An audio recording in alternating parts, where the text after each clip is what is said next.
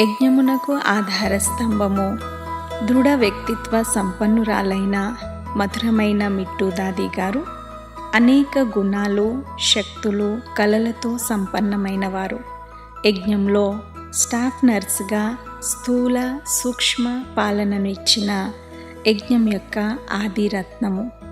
మరి రండి, ఈరోజు మిట్టు దాది గారి జీవితంలోని కొన్ని మరపురాని ప్రేరణాదాయక విషయాలను విందాము. మిట్టు దాది 1922న సింధ్, హైదరాబాద్లో జన్మించారు. వీరి తల్లిదండ్రులకు ఏకైక సంతానము. వీరు తమ 14 సంవత్సరముల వయసులో తమ తల్లిదండ్రులతో పాటు తనువు, మనస్సు, ధనముల సహితంగా యజ్ఞంలో సమర్పితమైపోయారు. వీరి అవ్యక్త నామము గుల్జార్ మోహిని. యజ్ఞ స్థాపన సమయంలో ఉన్న 5 మంది పక్షులలో వీరు ఒకరు. వీరు హార్మోనియంను వాయిస్తూ పాటలు పాడేవారు. మమ్మాతో కూడా కలిసి పాటలు పాడేవారు. యజ్ఞమునకు రాకముందు వీరు గురుద్వారాలో పాటలు పాడేవారు. వీరు యజ్ఞంలో స్టాఫ్ నర్స్ అయిన కారణంగా రోగులందరినీ జాగ్రత్తగా చూసుకుంటూ వారిని ఎంతో సంతోషపరిచేవారు. శరీర నాడితో పాటు మనసు యొక్క నాడిని కూడా చూస్తూ ఉండేవారు. వీరు తమ జీవితంలో సోదరులు లేని లోటును ఎక్కువగా అనుభవించేవారు. యజ్ఞమునకు వచ్చిన తర్వాత బాబా వీరికి కృష్ణుని సాక్షాత్కారం చేయించి, నేను నీ సోదరుణ్ణి అని అన్నారు. వీరికి బాబా నుండి సోదరుని రూపంలో స్నేహము లభించింది. బాబా వీరిని ఎప్పుడూ మిట్టు బెహన్ అని పిలిచేవారు. బాబా వీరితో చాలా రమణీకంగా మాట్లాడేవారు. లుధియానా నుండి వీరు చలికాలంలో వేసుకునే మేజోళ్ళు, మఫ్లర్లు, మంకీ క్యాప్లు మొదలైన వాటిని యజ్ఞమునకు పంపేవారు. వీరు జ్ఞానయోగాల్లో కూడా ప్రవీణులు. మురళిలోని ప్రతి పాయింట్ను మంథనం చేసేవారు, చేయించేవారు. వీరు జ్ఞానమునకు సంబంధించి మంచి ఆత్మిక సంభాషణ చేసేవారు. భాషణ కూడా చాలా బాగా ఇచ్చేవారు.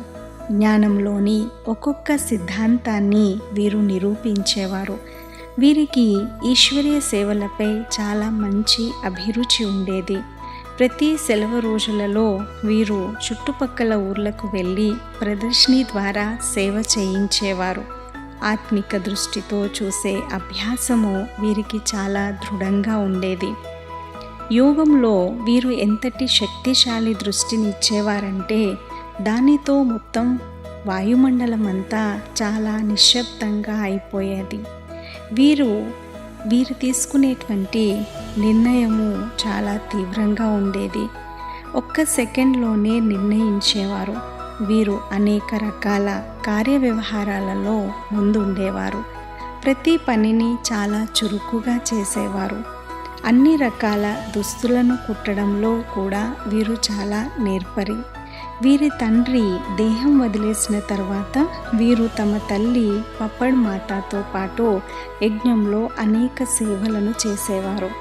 వీరు ఎల్లప్పుడూ సంతోషంగా ఉండేవారు మరియు ఇతరులను కూడా సంతోషపరిచేవారు. వీరి సరళమైన ఆప్యాయకరమైన స్వభావం వలన సోదర సోదరీలందరూ వీరిని బాగా చూసుకునేవారు. కానీ తమ శరీరం కొరకు వారి నుండి ఎప్పుడూ సేవలను తీసుకునేవారు కారు. వీరు బ్రహ్మ బాబాల ప్రతి పనిని స్వయంగా చేసుకునేవారు. అలాగే ఇతరులకు సహయోగాన్ని ఇచ్చేవారు. వీరిలో పురుష సంస్కారాలు ఉండేవి. ఖాళీగా కూర్చోకుండా ఎప్పుడూ ఏదో ఒక సేవలో ఉండే విశేష గుణము వీరిలో ఉండేది. వీరు సింధీ భోజనాన్ని చాలా రుచిగా తయారు చేసేవారు. ఎప్పుడైనా యజ్ఞంలో ఏ సేవ లేనప్పుడు బాబా దగ్గరికి వచ్చే పిల్లల యొక్క ఇంటికి వెళ్ళి అక్కడ వారికి తమ చేతులతో వండి వడ్డించేవారు. తమ జీవిత ఉదాహరణ ద్వారా గుణధారణను చేయించేవారు. ఇతర సేవా కేంద్రాల కార్యక్రమాలలో కూడా వీరు ఎంతో సహయోగమును ఇచ్చేవారు. ప్రతి నెల వీరు తప్పకుండా బ్రహ్మ భోజనాన్ని పెట్టేవారు. స్నేహ మిలనాన్ని జరిపించేవారు.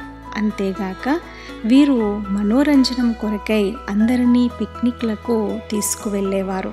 కొత్త కొత్త ఆటలను నేర్పించేందుకై వారిని మైదానానికి కూడా తీసుకువెళ్తూ ఉండేవారు. వీరు ఢిల్లీ, లుధియానాలలో 10 సంవత్సరములు ఉండి తమ సేవలను అందించారు. అందరికీ చాలా మంచి పాలనను ఇచ్చేవారు. 10 సంవత్సరములు లూధియానాలో సేవలు చేసిన తర్వాత పటియాలా, జీంద్ మొదలగు సేవా కేంద్రాలలో కూడా తమ సేవలను అందించారు. చాలా నిర్భయంగా ఉంటూ సేవలు చేసేవారు. వీరు లూధియానా, పటియాలాలలో ఉంటూ పంజాబ్, హర్యానాలోని హిసార్, జీంద్, సిర్సా, రోహ్తక్, డబ్వాలి, తోష్మా లాంటి అనేక స్థానాలలో సెంటర్లను తెరిచేందుకు నిమిత్తులయ్యారు. వీరు యజ్ఞమునకు చాలా మంచి కుమారులను కూడా తయారు చేశారు. వారు ఇప్పుడు చాలా పెద్ద సెంటర్లను సంభాళిస్తున్నారు. వీరు హర్యానా సబ్ జోన్ నిర్వహణకు చూసుకునేవారు. పంజాబ్ జోన్లోని సేవలను ఉన్నతిలోకి తీసుకురావటంలో వీరిది విశేష యోగదానము ఉంది. చంద్రమణి దాది, మనోహర్ దాది మరియు వీరు కలిసిమెలిసి ఎంతో స్నేహంగా ఉంటూ పంజాబ్ సేవలను చేశారు. అమృత్సర్ నుండి చంద్రమణి దాది, కర్నాల్ నుండి మనోహర్ దాది మరియు లుధియానా నుండి వీరు ఏదో ఒక కారణంతో పరస్పరంలో కలుసుకుంటూ ఉండేవారు. పంజాబ్ జోన్ మీటింగ్ను కూడా లుధియానాలో పెట్టేవారు. దీని కారణంగా కూడా అందరూ కలుసుకోవటం జరుగుతుండేది. పొదుపు మరియు స్వచ్ఛతలంటే వీరికి ఎంతో ఇష్టం.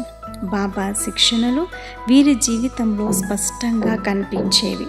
వీరు చాలా నమ్రచిత్తులు మరియు నిరహంకారులు. వీరు చిన్న కార్యక్రమాలకు కూడా ఎంతో సహజంగా వెళ్ళిపోయేవారు. వీరు సమయానికి చాలా కట్టుబడి ఉండేవారు. ప్రతి కార్యక్రమానికి సరైన సమయానికి చేరుకునేవారు. వీరు చాలా చురుకుగా ఉండేవారు. చాలా వేగంగా నడిచేవారు. అన్ని చోట్లకు కాలినడకనే వెళ్ళేవారు. వీరు అన్నింటినీ చాలా క్రమబద్ధంగా పెట్టేవారు. బట్టలను కుట్లు వేసుకొని అవి ఎంతవరకు పనికొస్తే అంతవరకు వాడుకునేవారు. వీరు చాలా శక్తిశాలి మనోబలం కలవారు. వీరికి అనేక సమస్యలు వచ్చినా జిజ్ఞాసుల యొక్క అలకలు, కోపతాపాలు, ఇంటి యజమాని పెట్టిన కేసు, ధనలోటు, శారీరక అనారోగ్యము ఇలా ఎన్నో వచ్చాయి. అయినా కానీ వీరు ఎంతో దృఢత్వంతో, ధైర్యంతో చిన్న పెద్ద అన్ని సమస్యలను ఎంతో సహజంగా ఎదుర్కొనేవారు. ఒకసారి వీరి మోకాలకు చాలా పెద్ద దెబ్బ తగిలింది. చాలా రోజులు బెడ్ పైనే ఉండాల్సి వచ్చింది. అయినా వీరు ఎలాగోలా క్లాసుకు తప్పకుండా వెళ్ళి కొద్ది సమయం యోగం చేయించేవారు. సేవా కేంద్రంలోని వాతావరణాన్ని ఎప్పుడూ చాలా శక్తివంతంగా ఉంచేవారు. బాబా అవ్యక్తమైన సమయంలో వీరు అస్వస్థతతో ఉన్నారు. అయినా వీరు తమ మనోబలంతో మధుబనంకు చేరుకున్నారు. బాబా అవ్యక్తమైనప్పుడు వీరు ఈ పాటను కూడా పాడారు.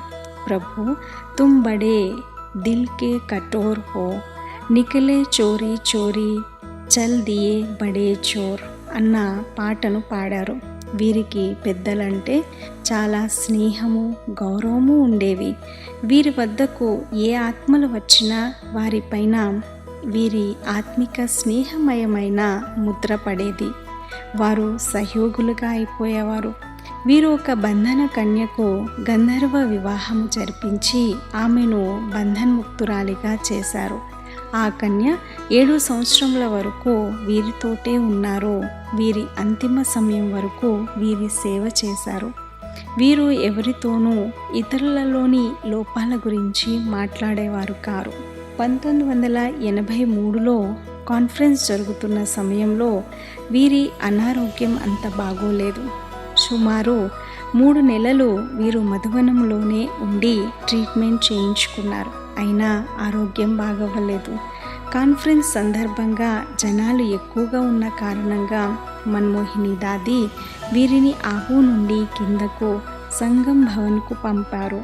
అక్కడి నుండి వీరిని పటియాలా సోదర సోదరీలు మెరుగైన వైద్యం కొరకై పటియాలాలోని రాజేంద్ర హాస్పిటల్కు తీసుకువెళ్లారు.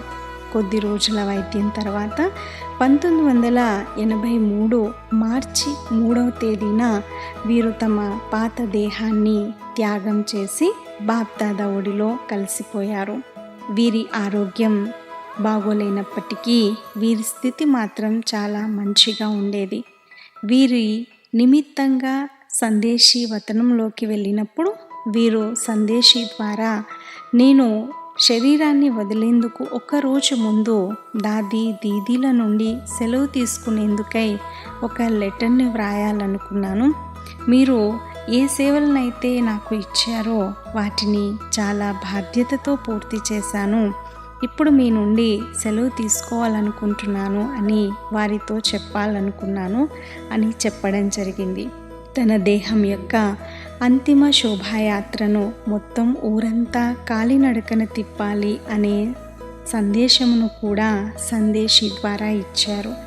వీరి కోరిక మేరకు శోభాయాత్రను మొత్తం ఊరంతా కాలినడకన తిప్పారు. దీని వలన చాలా సేవ కూడా జరిగింది. ఇటువంటి రమణీయమైన స్వభావురాలు, పరిశీలనలో నిపుణురాలు, తీక్షణ బుద్ధి కలిగిన నిర్మాణ చిత్తురాలు, నిర్భయురాలు, సదా తేలికగా ఉంటూ కార్య వ్యవహారాలను చూసుకునే అపురూప రత్నము, అతి స్నేహి అయిన మిట్టు దాది గారికి వారి పుణ్యతిథి నాడు మనందరి భావపూర్వక శ్రద్ధాంజలి. మీ దివ్య కర్తవ్యాలు, త్యాగము, తపస్సు, అలుపెరగని సేవ, సరళ మరియు మధుర స్వభావము, సాహసము, సహనశీలత, వ్యవహార కుశలత వంటి గుణాలు మాకు సదా ప్రేరణగా నిలుస్తాయి. ఓం శాంతి.